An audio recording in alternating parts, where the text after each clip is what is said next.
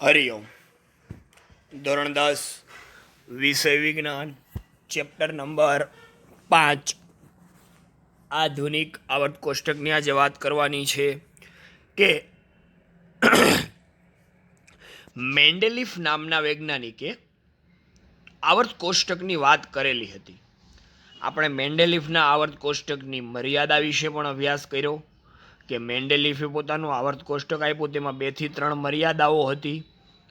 હાઇડ્રોજનનું સ્થાન પોતે નિશ્ચિત આપી શક્યો હતો નહીં, સમસ્થાનિકોનું સ્થાન નહોતું આપ્યું. આવી વાતો આપણે કરી હતી. આજે આધુનિક આવર્ત કોષ્ટક એટલે કે અવ્યવસ્થિતમાંથી વ્યવસ્થિત કરવું એટલે કે આધુનિક આવર્ત કોષ્ટકનો ખ્યાલ મેળવવો. ઈસવીસન 1913 હેનરી મોર્સેલ, નામ છે હેનરી મોર્સેલ. ઈસવીસન 1913 હેનરી મોર્સેલે દર્શાવ્યું કે તત્વના પરમાણુય દળની સરખામણી એ તેનો પરમાણુય ક્રમાંક આધારભૂત ગુણધર્મ છે. કે કોઈ પણ તત્વોને તેના પરમાણુય દળના આધારે મેન્ડેલિફે દર્શાવ્યા હતા ને, એ પરમાણુય દળના આધારે દર્શાવવા કરતા કયાના આધારે બતાવો? પરમાણુય ક્રમાંક Z. ચેપ્ટર 4 ધોરણ 9 ભણી ગયા. પરમાણુ ક્રમાંક Z વડે દર્શાવાય. આથી મેન્ડેલિફના આવર્ત કોષ્ટકમાં સુધારો કરવામાં આવ્યો અને પરમાણુય ક્રમાંકના આધાર સ્વરૂપ લઈ આધુનિક આવર્ત કોષ્ટકની રચના થઈ. મેન્ડેલિફના આવર્ત કોષ્ટકમાં સુધારો કર્યો અને પરમાણુય ભારની જગ્યાએ કોને આધાર ગણ્યો? પરમાણુય ક્રમાંકને આધાર ગણ્યો. તમને ઓલી ચાવી છે મને આવડે છે, હા ઈ લી બે બોકાનાઓ, બસ એ જ ચાવી ઉપરથી કયું તત્વ કેટલામાં નંબરે છે એ આધારે એને ગોઠવવામાં આવ્યું. આગળ તો આધુનિક આવર્તના કંઈક નિયમો હતા. આધુનિક આવર્ત કોષ્ટકના કાંઈ નિયમો હતા. જે મેન્ડેલિફનો એવો નિયમ હતો કે તત્વોના ગુણધર્મ તેના પરમાણુય દળને આવર્તનીય હોય. એમ મોર્સેલે એવું કીધું કે તત્વોના ગુણધર્મ તેના પરમાણુય ક્રમાંકના આવર્તનીય વિધેય છે. યાદ રાખજો, પહેલામાં દળ આવશે, આમાં ક્રમાંક આવે છે. કોઈ પણ તત્વનો પરમાણુય ક્રમાંક એ તેના પરમાણુના કેન્દ્રમાં રહેલા કોની સંખ્યા હોય? પ્રોટોનની સંખ્યા હોય. પ્રોટોન એટલે ઇલેક્ટ્રોન, બંનેની સંખ્યા સરખી જ હોય. એટલે પરમાણુના કેન્દ્રમાં જેટલા પ્રોટોન હોય એટલો એનો પરમાણુય ક્રમાંક હોય. માની લઈએ કે મેગ્નેશિયમ Mg, તો Mg તો એનો પરમાણુય ક્રમાંક કેટલો છે? 12. તો Mg પરમાણુ ક્રમાંક 12 છે, તો એના કેન્દ્રમાં પ્રોટોનની સંખ્યા પણ કેટલી હશે? 12 હોય. આમ આધુનિક આવર્ત કોષ્ટકમાં તત્વોને પરમાણુય ક્રમાંકના ચડતા ક્રમમાં ગોઠવવામાં આવ્યા. કેવા ક્રમમાં ગોઠવવામાં આવ્યા? ચડતા ક્રમમાં, જેથી તત્વોના ગુણધર્મોની આગાહી વધુ ચોકસાઈપૂર્વક થઈ શકે. અને આ આધુનિક આવર્ત કોષ્ટકમાં મેન્ડેલિફની જે ત્રણેય મર્યાદાઓ હતી એ મર્યાદાનો સુધારો પણ થઈ ગયો. તો આપણે જોઈશું, તમને પાછળના પન્ને તમે જોશો ને ફેરવી નવનીતમાં, એટલે ખૂબ જ સરસ મજાનું આવર્ત કોષ્ટક આપેલું છે. અહીં મેં 2 ભાગ લીધા છે આવર્ત કોષ્ટકના. હું તમને સમજાવી દઉં. આવર્ત કોષ્ટકમાં જુઓ, એક આ ભાગ હશે અને એક આવો ભાગ દેખાતો હશે. આખું આવર્ત કોષ્ટક છે. શું છે?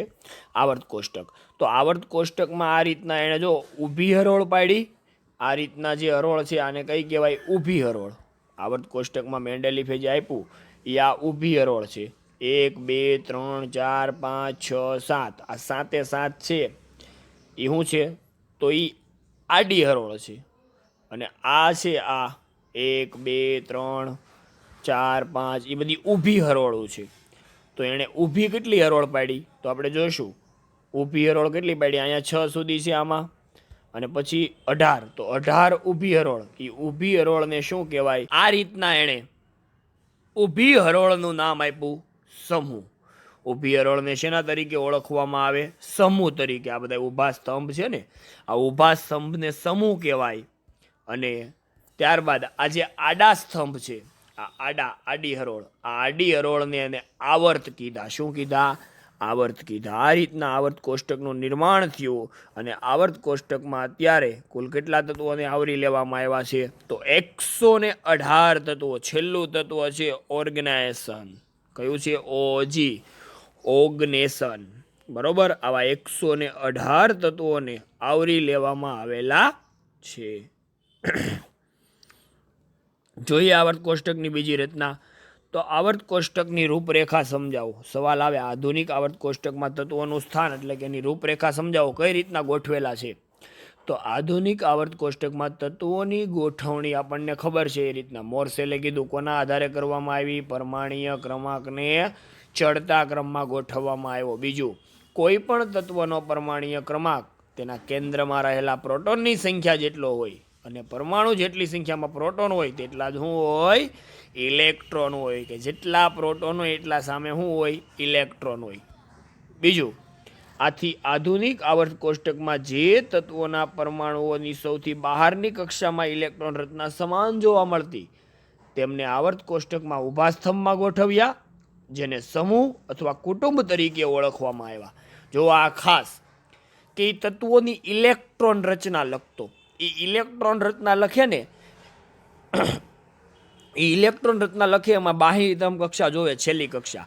એ છેલ્લી કક્ષામાં જેને જેટલા સરખા ઇલેક્ટ્રોન, જેની છેલ્લી કક્ષામાં એક ઇલેક્ટ્રોન એક તો એ બધાને એક સાથે ઊભી હરોળમાં ગોઠવા અને એને શું કીધું, સમૂહ અથવા કુટુંબ તરીકે.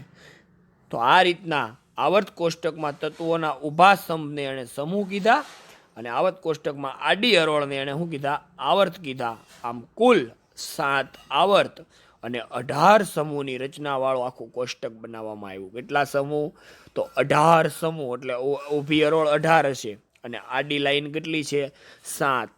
આમ 7 આવર્ત અને 18 સમૂહવાળી રચના તૈયાર કરવામાં આવી. એમાં જો કઈ રીતના ઇલેક્ટ્રોનની રચના હોય, આવર્તમાં તત્વોની ઇલેક્ટ્રોન રચના કઈ રીતના હોય, તો જો આવર્તની વાત થાય છે એટલે આડી હરોળ. તો આવર્ત ક્રમ એ બાહ્યતમ કક્ષામાં અથવા સંયોજકતા કક્ષા માટે એનનું મૂલ્ય સૂચવે છે, જે કેન્દ્રથી છેલ્લી કક્ષાના કોઈ પણ ક્રમે ગણી શકો છો. ઉદાહરણ તરીકે જો એ પહેલો આવર્ત, બીજો આવર્ત, ત્રીજો આવર્ત, ચોથો, પાંચમો, છઠ્ઠો, સાતમો એમ આવર્ત આપેલા છે, એની બાહ્યતમ કક્ષાઓ આપેલી છે. તો કે એલ એમ એન ઓ પી અનુસાર તત્વોની સંખ્યા પહેલા આવર્તમાં તત્વો કેટલા છે, 2. બીજો આવર્ત ગણો તો તત્વો કેટલા છે, 8. ત્રીજા આવર્તમાં તત્વો કેટલા છે, 8. ચોથા આવર્તમાં તત્વો 18. પાંચમામાં પણ 18. છઠ્ઠામાં કેટલા છે, 32. આ રીતના. બીજું આગળ વાત કરીએ તો સમૂહમાં તત્વોમાં ઇલેક્ટ્રોનની ગોઠવણી. કે સમૂહમાં ઇલેક્ટ્રોન કઈ રીતના હોય, તો ઊભી હરોળ. સમૂહ એટલે એની વાત થાય છે, ઊભી હરોળની વાત થાય છે. તો એક જ સમૂહમાં જે પણ હોય તત્વોની સંયોજકતા સમાન હોય એટલે એના ગુણધર્મો સમાન હોય એટલે ઇલેક્ટ્રોન પણ બાહ્યતમ કક્ષામાં સમાન હોય. સમૂહ એકની વાત કરો એટલે પહેલો જ સ્તંભ એ આલ્કલી ધાતુ છે, બધી બધાની સંયોજકતા એક છે એટલે બધાની ઇલેક્ટ્રોન રચના જો લખો. આ પહેલો સમૂહ છે, આ લાઈનમાં પહેલો સમૂહ ઊભો સ્તંભ. Hydrogen, lithium, sodium, potassium, rubidium, caesium ને ફ્રાન્સિયમ. આ પહેલા સમૂહની વાત કરીએ તો બધાની બાહ્યતમ કક્ષામાં જો અહીંયા કેટલા ઇલેક્ટ્રોન છે, 1. તો જેની બાહ્યતમ કક્ષામાં 1 ઇલેક્ટ્રોન આવે ને એને પહેલા સ્તંભમાં ગોઠવા.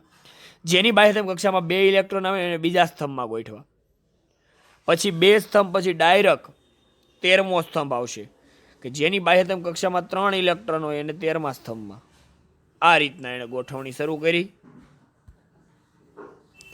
તો આધુનિક આવર્ત કોષ્ટકમાં સમૂહ 1 જુઓ, તેમાં રહેલા તત્વોના નામ આપો. સવાલ જવાબ પૂછાય તો hydrogen, lithium, sodium, potassium, rubidium, caesium ને ફ્રાન્સિયમ. સમૂહ 1ના પ્રથમ 3 તત્વોની રચના લખો. પ્રથમ 3 એટલે કયા કયા થાય, તો જો અહીંયા ઉપર જ લખેલા છે નામ, એની ઉપરથી લખવાની. હાઇડ્રોજન તો 1 નંબરે, તો એની ઇલેક્ટ્રોન રચના કે અનુસાર 1.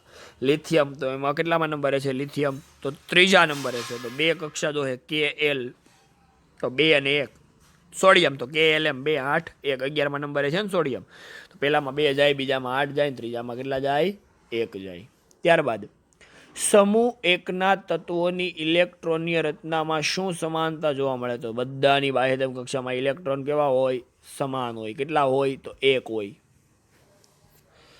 સમૂહ 1ના તત્વોની સંયોજકતા કેટલી હોય, તો સમૂહ 1 એટલે સંયોજકતા પણ કેટલી, 1. એ હું તમને આખું વ્યવસ્થિત સ્કૂલમાં વ્યવસ્થિત વાત કરીશ.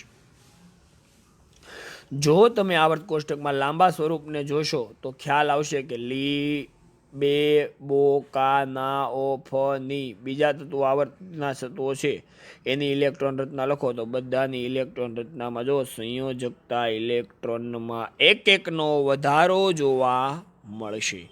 આવર્તની વાત કરો ને તો બાજુમાં રહેલા આવર્તમાં તમે જેમ આગળ વધો એમ સંયોજકતા વધતી જાય. શું થતી જાય? વધતી જાય. ને પછી પાછી શું થતી જાય? ઘટતી જાય. શું આ બધા તત્વો સમાન સંખ્યામાં સંયોજકતા ઇલેક્ટ્રોન ધરાવે છે?